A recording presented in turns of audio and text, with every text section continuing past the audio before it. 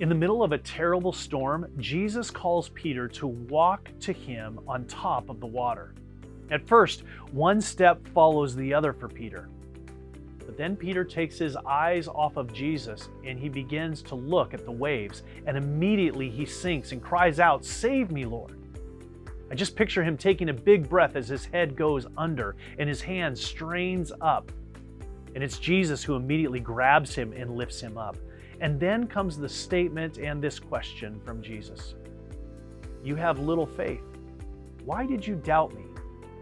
How many times have you cried out to the Lord in a crazed panic only to discover that the problem wasn't the wind and waves, but instead was weak faith? Too often we're worried about the size of the storm and fail to take seriously the size of faith and trust in Jesus. You will always find this to be true. When your faith gets small, your fear gets big. Jesus carries Peter and climbs back into the boat, and notice that it's only then that the storm stops. And it's at that point that Peter and the disciples exclaim, "You really are the Son of God." Wondering, where are you right now? Are you in the storm and in the boat trying just to survive? Or are you in the boat and you've just heard Jesus call for you to come out to him on the water? Are you about to take that first step of faith at Jesus' invitation? Or are you actually on the water already? You're in the middle of a storm. Have you started sinking as you reason and logic it all out?